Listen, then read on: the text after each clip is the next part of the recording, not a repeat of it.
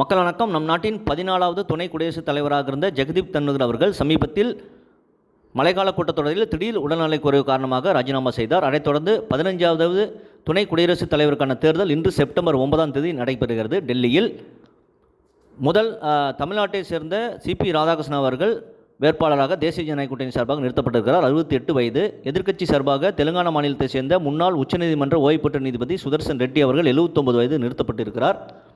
இன்று காலை 10 மணிக்கு ஓட்டுப்பதிவு ஆரம்பமானது. முதல் நபராக பிரதமர் நரேந்திர மோடி அவர்கள் பங்கேற்று தன்னுடைய வாக்கை பதிவு செய்தார். அதன் பிறகு தொடர்ந்து ஓட்டுப்பதிவு நடந்து வருகிறது.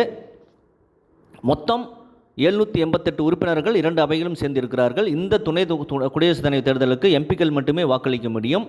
அதில் 788இல் 422 உறுப்பினர்கள் தேசிய ஜனநாயக கூட்டணிக்கு ஆதரவாக கிடைக்கும்.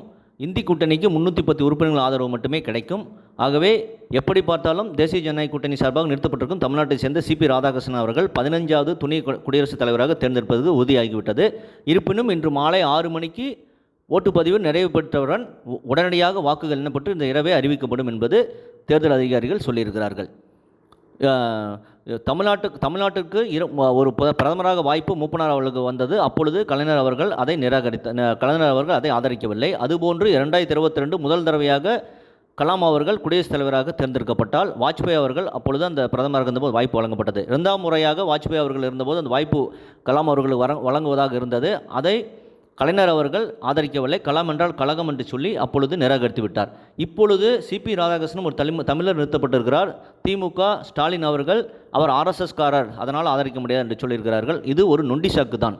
சிபி ராதாகிருஷ்ணனுக்கு அரசியல் அனுபவம் நிறைய இருக்கிறது.